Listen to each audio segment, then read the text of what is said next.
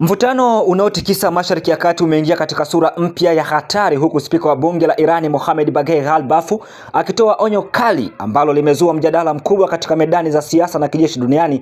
Kauli hiyo imekuja wakati anga la eneo hilo likiwa limejaa moshi wa mashambulizi, vitisho vya kulipiza kisasi na hofu ya kuzuka mapambano makubwa zaidi yanayoweza kuhusisha mataifa mengi kwa wakati mmoja.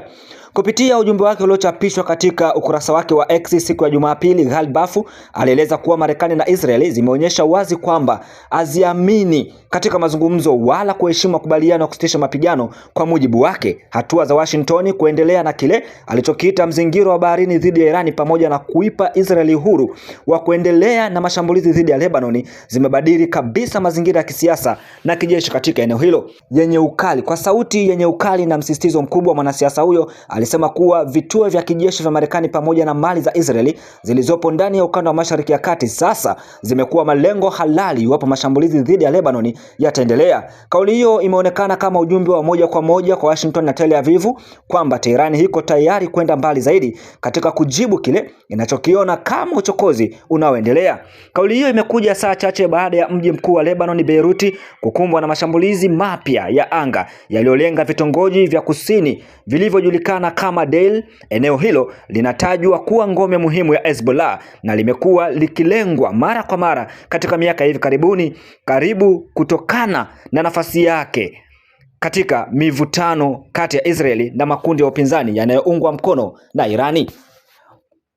Mashuhuda wa tukio hilo walieleza kwamba milipuko mikubwa ilisikika katika maeneo mbalimbali ya Deir, huku moshi mzito ukionekana ukifunika sehemu za anga la mji huo. Ripoti za awali zilieleza kuwa watu wasiopungua 2 walipoteza maisha, huku wengine zaidi ya 10 wakijeruhiwa baada ya makombora kadhaa kupiga jengo kadhaa eneo la Al-Jahil.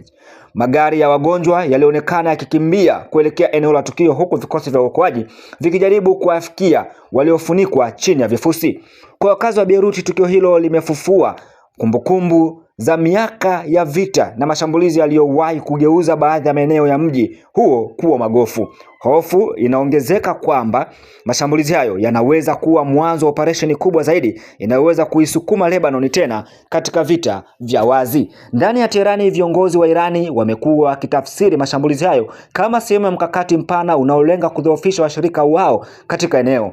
Kwa mtazamo wao, kinachoendelea Lebanon si suala la ndani la nchi hiyo pekee, bali ni sehemu ya mapambano makubwa ya ushawishi kati ya Irani, Marekani na Israeli.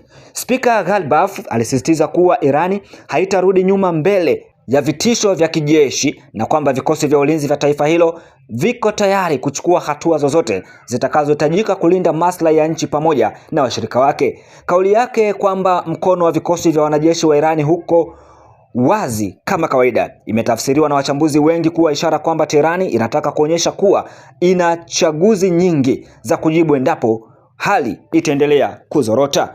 Wakati huo viongozi wa kimataifa wanaendelea kufuatilia kwa karibu maendeleo hayo, huku kukiwa na wasiwasi kwamba tukio lolote dogo linaweza kuwasha moto mkubwa zaidi wa kivita katika eneo ambalo tayari limechoshwa na migogoro ya muda mrefu. Mataifa mengi yanahofu kwamba kuongezeka kwa mashambulizi kati ya Israeli, Lebanon na Irani kunaweza kuathiri usalama wa ukanda mzima, biashara za kimataifa na hata usafirishaji wa nishati duniani. Kwa sasa macho ya dunia yameelekezwa Beirut, Teherani na Tel Aviv.